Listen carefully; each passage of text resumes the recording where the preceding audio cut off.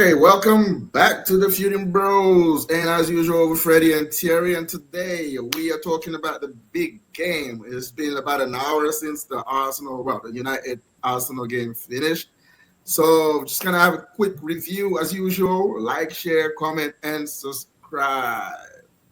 All right, let's go, man. Let's go. I have two very downhearted, very disappointed United fans here. So this one should be good, man. This one should be good. And let's go.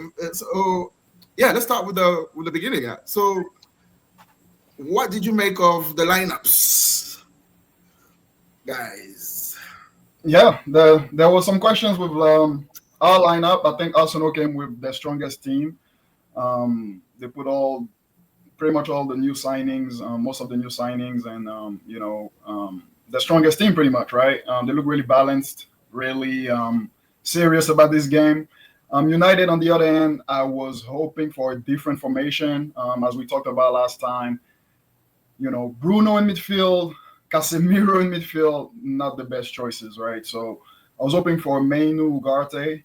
Bruno pushed up top, but Amorim decided otherwise. And to be fair to him, in the first half, it kind of worked, at least defensively. We were pretty solid thanks to that formation. But going forward, I felt like there was a few things missing, especially in the midfield. Yeah, that's my sentiment with the lineup. Did you think Sesko should have started? I think even if he wanted to start him, he wouldn't have because he barely had any preseason, as we talked about, right? I think moving forward, he's definitely going to start. That was probably the only exception here today. Yeah, I think. My main question was Casemiro. I was surprised, Bruno was in the midfield instead of doing even if Casemiro started, I was surprised Bruno was his partner. I thought even if Casemiro does start, it would be with Ugarte or Mainu. But then, you put Bruno in the midfield. So if you put Bruno there, I was thinking then automatically you kind of have to play Ugarte, even though he's not as good on the ball. But at least he will run around be a bit of a headless chicken, but he covers ground. So at least you get that. Dalot for Ahmad, for me, that was a no-brainer. You're playing Arsenal.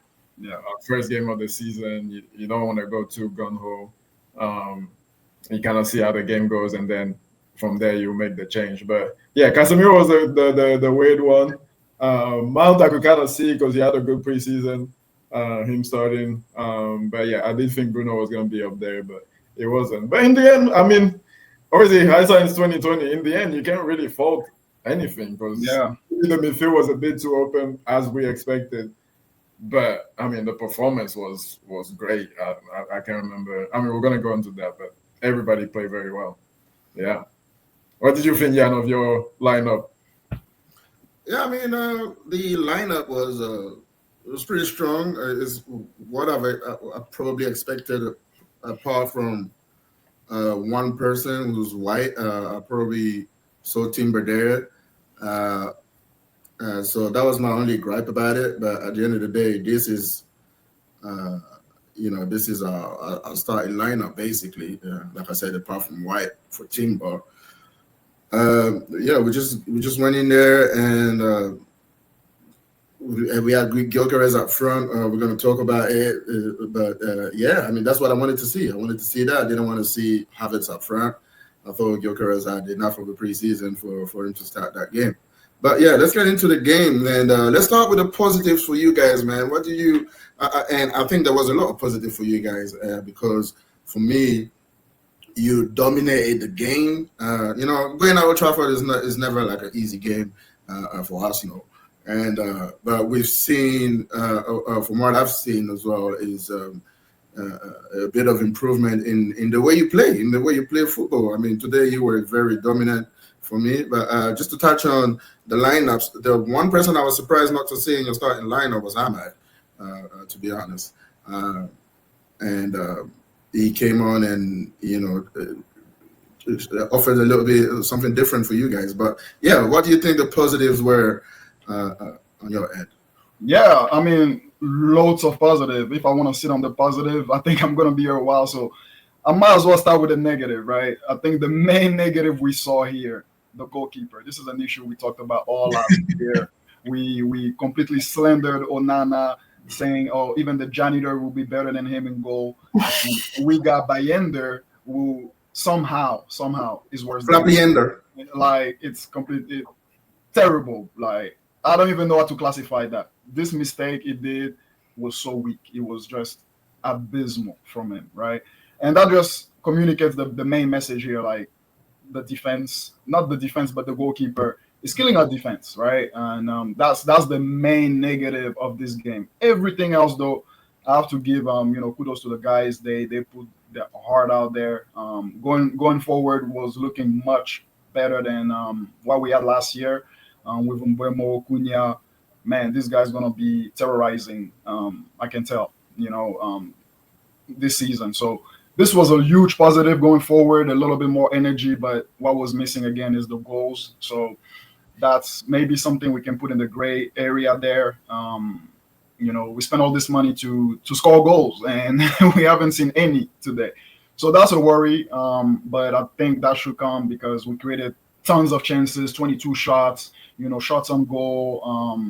Nothing really clear cut except Dogu and Mbeumo when Dogu took that shot, hit the post, and Mbeumo free header, great save by Raya. So plenty of positive, man. You said in the opener, downhearted. I wouldn't say so because there was so many good things to take from this performance, except for the results, right? So personally, going into this game, my main thing was the result. I think you guys were emphasizing more so on performance, now thinking back after the game, I'm like, okay, the performance was good. The performance was great. This is the best we've ever played, and if we carry on like this, top 6, we can make it, but goals. Yeah, I think well, it wasn't really an emphasis about the performance per se, because obviously results are the nitty gritty. That's you guys say that. You guys said you don't care so much about a result, but you. No, that's not exactly what we said. We said that the performance would be encouraging for you guys. For you guys, you don't want to be pummeled, especially at home.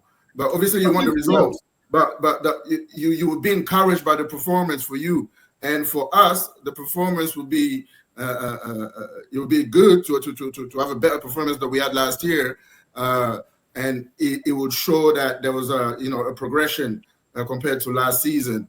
And for us, the performance wasn't there, and we're going to get into that as well. But it wasn't really it wasn't taking away the results and talking about the performance per se. So that's just what I wanted to clarify. But Thierry, what do you think of what positive can you take out of the game today? I mean, like Freddie said, like so many positives. The only one I would say maybe 2 negatives about the keeper is one, obviously. And the mistake he made, but the midfield looked a bit open at times, and it wasn't really today. I don't think it was much of an issue of legs, but more of positioning. I just thought, like, obviously Bruno, he's gonna run around, he's gonna wander around, and sometimes Casemiro, or maybe it's Bruno's fault as well. Maybe he should know when I should go and when I should stay, but for whatever reason, sometimes Casemiro was not picking up, Bruno is not here, so I should stay. And then he will go as well. And that happened a few times, to be fair, where like we were pretty open in midfield. And for some reason, you guys just today couldn't really, especially other guy couldn't string 6-7 passes together. And that's what helped us. But going forward, we need to look at that. But apart from that, I mean, the main thing for us was, especially those that us that watched our full preseason, was, can we take these performances into the season? Because we saw all this in preseason. We saw the movement, the playing out of the back is better, the knowing when to go long, when to go short, like the triggers, the pressing trigger, like all this tactical stuff. We saw the massive improvements. But the question was gonna be, can you do it in the Premier League when there's pressure, when everybody is watching, when it's not against, I don't know, Bournemouth in Atlanta and nobody really cares? Like, can you do it when it matters? And they show that they can. Obviously, they don't get the goal today, but on another day, I think did Raya get man of the match? If on another day, you probably score if the other team's keeper maybe doesn't make that one great save really on Embuemo.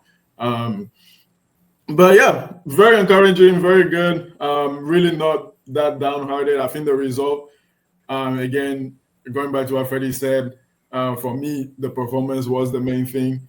The result was more important for you guys, because you guys can now really say, oh, we went away at Old Trafford and it wasn't great, but we got the 3 points. So that's what champions do. So that's how you guys can spin it. But for us, it's like we went toe to toe and we're really the dominant team, really from start to finish. There was no point really where I felt like Arsenal was on top. Against the second best team or best team, maybe Arteta likes to say they've had the most points in the last 3 years. So, correct. So that's very encouraging for us. But what do you think about you guys' performance? Because obviously it was not what we expected to see. I mean, everybody can see that the performance wasn't good, and there's a few issues there that we can go into. But since I was talking about the positives, I just want to just quickly touch on what you guys said about your team. And yes, the positive, I thought defensively you were very good as well. Like I know you're talking about the keeper, but apart from him, De Ligt had a monster game. Euro really impressed me today. And I mean, those two especially just really put it in. I mean, De Ligt just didn't give an inch to Gyökeres today. He was on his butt every time. The guy couldn't even turn around. I think he only spun him once and then went for that cross that went for a throw, and that was about it. Just no change out of De Ligt today, and great performance today. Another positive for you guys as well is just the movement up front, and Cunha just kind of playing that false nine, dropping into that little pocket right there and getting the ball, running with it. Mbeumo as well on the other side. Mbeumo looked dangerous all game, and even Mount played at a good game in the first half. I was impressed with Mount too. He was also picking up the pockets where he had that little synergy with Cunha on that side. That when someone leaves that space, the other one occupies it. And I thought the link-up play for you guys. What really you needed, and it was glaring for me. It was just someone in the box to actually finish the chances that you got. In terms of Arsenal, the positive is the result, and that stops there. That just stops there. Just to be this bad and at Old Trafford and still coming out with 3 points, that is the positive, and we'll take it. We're not gonna be ashamed of that. It's a tough game. It's Old Trafford. It's been a boogie ground for us in the past. So yes, we'll take it and run. But moving on from that, just the performance wasn't great. Especially the first half. First half, it was just disjointed. Couldn't string. You're talking about 6-7 passes. We couldn't string 2-3 passes, in a row. Just losing the ball, just giving away the ball cheaply. It was just a frustrating watch as an Arsenal fan, to be honest. And the individual performances, we talked about Odegaard wasn't the best. Rice didn't really see him do anything. I think our best midfielder was supposed to be where we dominated that game, and we didn't. Our best midfielder was Zubimendi, and he was doing what he could. I mean, he is a good player. He will probably be in the outfield players, my man of the match today. Maybe apart from the defenders. First off, I mean, that's when you had that period of domination when we couldn't even get out of the house. That's when you should have scored, and that's when you needed that presence in the box. But fortunately for us, we go in after 1-0.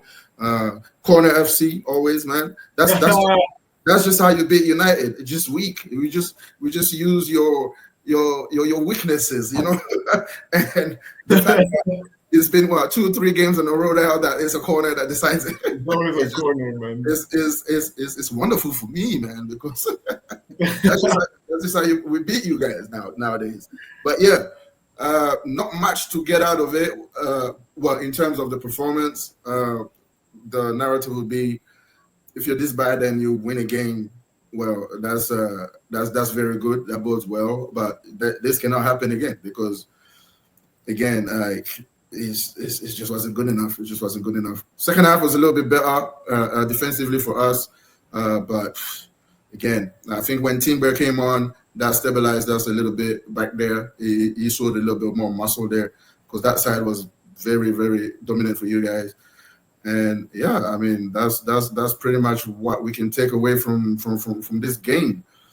Yeah, man. I mean, one thing I will actually say as well for us before I talk a little bit about you guys, but I think the difference. I don't know what training plan Amorim gave them, but you can see the difference in fitness and physicality. Yeah. Apparently, he's been having them coming 4 hours before games. No, is that? I think that was Ten Hag, right? That's something that they changed. Amorim as well. Okay, but yeah, I don't know what preseason plan he gave them, but yeah, he's you can see how much fitter they are, how much stronger they are, winning duels. Because that was a big thing last year. We couldn't win duels. People couldn't win their one-on-ones. Like it was just not happening. But all over the field today, a lot of people, like you said, Joker had a rough time. I thought Saka really had a rough time. Martinelli, I didn't see. I thought Zubimendi had a rough time too. I think he stabilized second half, but first half, I felt he struggled too. Yeah, first half was just a collective shambles, right? To be honest, just everybody not on it. Not on it, yeah. But yeah, like the center backs, you guys are always strong, always tough. Saliba and them. And yeah, Timber did come on and did stabilize you guys at the back. But yeah, it was, I mean, first game of the season, you guys, I mean, you can't take too much from it. Even though the performance was a bit worrying, like you said, you take the result, you move on.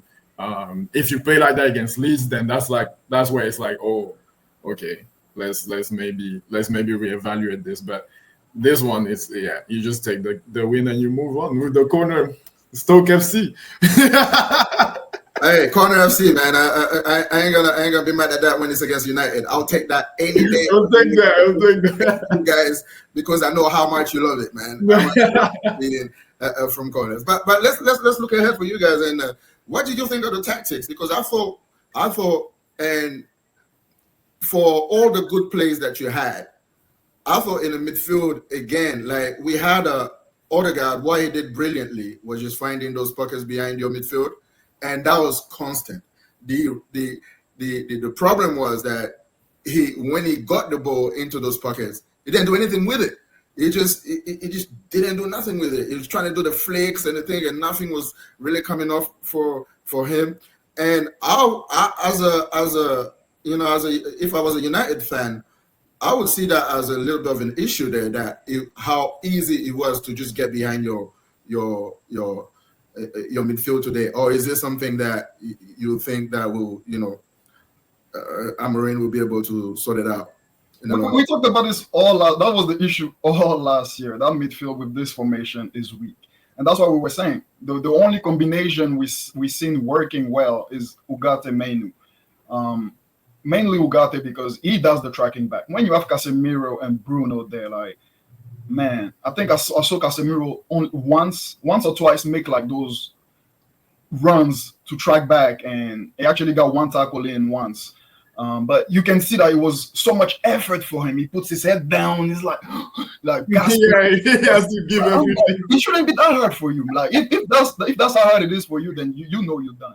Ugarte would have done the same without grasping, without, the only problem with Ugarte is that he gets the ball and then that's it. He's just going to give it back again. Yeah. So the midfield is a problem. It's been a problem. That's why Baleba was, a big topic for us. So sad we missed out on that one. I mean, we just couldn't, we just can't put the money together to send something appealing to Brighton.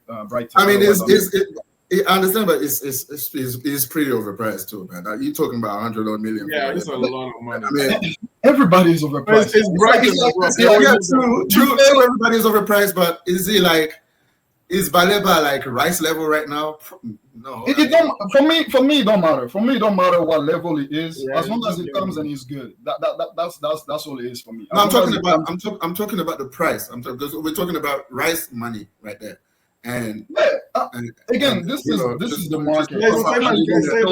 It's coughing up 100 million on a DM, which we did, and You'll probably say that, but yeah, and with as well the business that you've done already, you've spent a lot of money, and you still haven't sold anyone of note, so you have to balance those books out as well. And to go and cough up another 100 million on Baleba, I don't see that being viable at all for you guys. It was going to help us, man. I'm telling you, it was going to help us. That was going to be better. No, it's not about helping you. It's just the fact that can you get him or not? That's just what I'm saying. They could have got him. The valuation was just too much. Yes, the valuation was just too much. They could have got him. That's why they inquired. They were on him for weeks. Yeah, that's what I'm saying. So financially, it's not viable. I mean, Brighton is just hard to deal with. Yeah, they're doing a bit much. Not for you guys, financially, it's not viable for you, not for Brighton. No, they had the money. That's why they went out for him. They had close to that money. They had it. Yeah. There was two things here. First, yes, the valuation was high. No problem with that. The second thing is Brighton didn't want to sell. They were not going to have time to replace such a good player within the window, I guess. The manager literally came and said there is like zero chance Baleba is leaving. That was before the official announcement that the deal is off, right? So there was intent. There was probably some possibilities there. Even if you say 100 million, they don't cash that out right away, right? They're going to pay 20, 25 to start with. Not necessarily. Not necessarily. It depends on the. That's what we did for Cunha from Buemo. We're paying speed payments. It's on Klarna right now. We've been doing Klarna for the last many years. Pay later, whatever, you know. So for me, there was a possibility. It's just I think we were too slow. And as you said, we should have sold. If we sold more, I think there would have been obviously more money there. But also with FFP, that would have balanced things out as well. So yes, not viable at the end of it all. It didn't happen. But the intent is there. That's because everybody can see the problem. There is a gap in the midfield. There hasn't been the best combination yet to close that off and make it, something safe. As I said, Ugarte Mainu has been the best so far, but he didn't go for that today. So I wonder what it's going to be. If nobody comes in, Amorim is at a year to figure out what the best combination in that midfield should be, and is also had 2 windows to address that. Considering that from what you're saying, you don't really have the players to do that. Well, you're gonna say, yeah, we're trying to address that because we're trying to get Baleba in that. But he has to have if you can get Baleba, he has to be looking at somebody else right now, right? Yeah, I'm pretty sure they look. Yeah. I'm sorry, Freddie. Yeah, I'm pretty sure they're looking. I mean, 2 windows is to get a good midfielder in. It's not. I don't know, but yeah, I'm pretty sure they're looking at other guys. I mean, Baleba was the first choice. That's it, and I think they were Walton. Yeah, maybe Walton. I don't think they'd even go in the Prem because I think Walton is gonna be about us. I think, especially if Eze is going, they're gonna say 100. I think the main issue with Brighton was that they weren't even like willing to entertain. I think if they were willing to entertain it, we would have matched it. 100 mil, maybe 110. I think they would have gone for it. Is it overpriced? Yes, but honestly, I don't care. I feel like most people are overpriced nowadays. So you just get him in and you make him play, and then that helps the team. But yeah, I mean, I understand you saying that, but like this is why I'm saying it's not viable. It's not viable in terms of FFP because at the end of the day, you don't want to go in that negative as well, and then have to have that problem with FFP. So that's what I'm saying. Before you get somebody like that in, you probably need to try and sell first some of your assets that you have there. Yes, right. I'm saying that's what they were willing to pay. So I'm assuming if they're willing to pay that, they have the money to pay that. I'm assuming. I'm assuming if because from all the reports we've seen is that United was willing to pay at least up to 100 mil. So I'm assuming they had the money to at least cough up 100. Maybe they did. They refused to sell Bruno for 100 mil. Yeah. So maybe more. Yeah. Maybe more would have been an issue, but yeah, I think they'll look at other people. Would they bring somebody in? I'm not sure. I hope they do. But yeah, that is an issue for us. And I think we can get away without addressing it. Like I said, for me, our main thing is goals. So I think this season we can see, I know we didn't score today, we can see that we're gonna get goals. I think. And I think if you do get goals, you're gonna be able to paper over the cracks a little bit. Because like you said, other guy got in a few times and didn't really make anything of it. And that's gonna be probably most teams in the Prem. Like that, you're not gonna be playing Arsenal every week or Man City or blah blah blah, where those guys get in and most of the time they make the right decision. But I think as well that's been a problem from United is it's not in those big games per se. Exactly. It's in those lesser games where where you're supposed to be dominated. Yeah. And you just don't show up. And so there's something that that needs to be addressed as well, because today, for example, we had a very poor Odegaard, but even someone like a Gibbs White who gets this type of we've seen what Gibbs White did. Was it today? Yeah, today. Mm-hmm. If he gets these types of space in behind you, that you can get hurt. You can get hurt for sure. You can get hurt, and I definitely like agree that it is something that he can look at tactically and obviously with the personnel if you bring somebody in. But I think, like I said, if you have an opponent attack, you can get away with stuff like that because not only, first of all, can you retain the ball better so that you're not in that position too much where you're having to chase back and everything. Chase back, yeah. And if it does happen that they do score, you have confidence that you can go score. You see, like today, they have confidence that they could go get a goal. They didn't get it. Yeah. Last year, for example, how many times did we play you guys and we saw, even the last 2 years, how many times we play you guys, not well, you guys score, and then that's it. We're done. We're done until maybe the last 10 minutes. Yeah, but I think in the second half, it was a little bit like that. Like I said, when Timber came on, I was expecting a little bit more from you guys, but in the end, you were talking about Mbeumo's chance. I think that was a comfortable save for Raya. Actually, I think your best chance was probably in the first half with that Cunha when he shot went across the goal. That was probably your best chance for you. So don't go with the post. Oh yeah, you did, but that was a good shot from Dogo as well. But in terms of creating clear cut, I mean, it's part of our defense as well. Like being solid in that. But like I said, what you needed was probably a presence in the middle in the box. Mm-hmm. So having said that, what do you think? I think Sesko had like about 30 minutes or 25, 30 minutes. What did you think of his little cameo there? He had nothing. I think he received like 2 passes in those 30 minutes. And that's again, an issue with this team. We need to fix that. We have the presence now. The guy is here. Oyland was completely hooked off the team today. He's not coming back, it seems. So Sesko is going to be the guy. Now the team needs to readjust based on this guy. We need to put the ball in. We need to cross more. We need to use his height. We need to use his presence. And that's something we didn't see today. And I mean, to be fair, it's his first game. He hasn't played. No. He has as well. So yeah, right. I'm not giving any fault to him, and obviously with the players as well. But the thing is, like, you want to see service. That's something Oyland struggled with all last season, and then we saw that a little bit today. They have the ball on the wings. They're gonna do 25 cutbacks, cut-ins, dribbling and stuff. And then by the time the ball comes in, like, it's done. And even sometimes early crosses, there's nobody there. There was a few like that. So we're gonna have to address that going forward to maximize our chances, creation, stats, and kind of put some goals in for real. Yeah, and it's still very early. It's still very early, like we said. All these guys, they're still like, and Mbeumo, you can look like he's not. You can see he's not fully fit yet. Like, he looked better and sharper, but like after 60 minutes, he was starting to like breathe heavy, like struggle a little bit. So, and Sesko, obviously, he's gonna come. I thought he had a good game, though. I thought it was more. He was good. He was good. He was very good. Yeah. You can see that, but you can see that even like there was that one chance when Cunha opened up the field, I think it was, and then played him that ball and he tried to cut inside and the ball got stuck in his feet a little bit. Like last season he gets that out shot. At least he gets a shot in on target.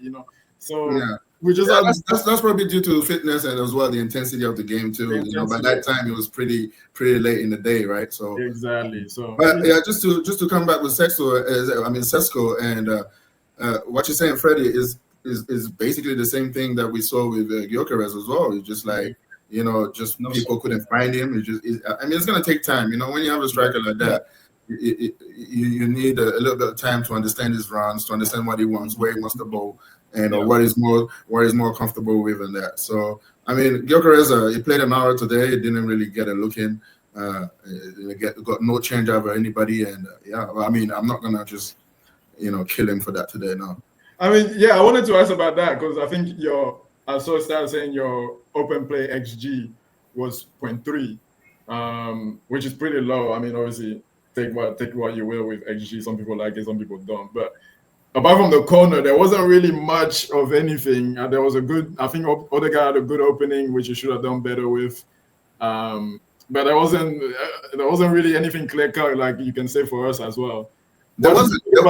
Yeah, I agree. There wasn't, and there was the Odegaard. I think Saka as well had one that the league really blocked. Blocked. It was a brilliant block. Yeah. But apart from that, I can't really remember anything and that's the thing. Is like when you're playing against a shaky keeper like you guys are today, you would have expected a little bit more pressure on that guy. A little bit more shots. Mm-hmm. But again, it's just what we've been seeing and from last season. It's like people are reluctant to shoot from outside the box and just trying to be too intricate. And in days when you don't have the ball like he was today, it's just going to look horrible. When you're saying 0.3, that's probably generous because there was nothing apart from the corner, which a corner is just like a half chance anyway because a decent keeper just punches that out. You had the same thing with Raya. The same thing, and Raya just showed him exactly what to do. Raya is way shorter on top of it.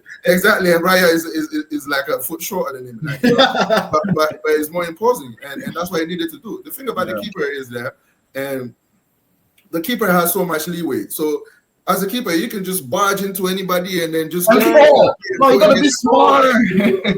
It's never gonna be a foul. But if you're gonna be just weak like this. And, I mean, to be fair, this guy is not your first choice, so it's just like. But Onana did the same last season too. That's what I was going to say. Would Onana done better right now in this situation? Probably not. So that's probably what I think. You missed the trick with Ramsdale. Probably going to be. It probably going to be the cheaper option for you guys. Yeah, I guess. But no, I mean, it's going to Newcastle, and that's something in it that you haven't. But right now, if you see, Ter Stegen out there, conflict with Barcelona. You have Donnarumma out there. You have to do something right now, man. You have to do something. I've even heard today that you even looking back at De Gea. You need to. I saw an article there. I was like, wow, really? Wow. But I mean, you have to do something out there because it's not going to be sustainable. It's a priority. It's a priority. It's having a keeper like that just it deflates. Because when you play this well, you can do anything.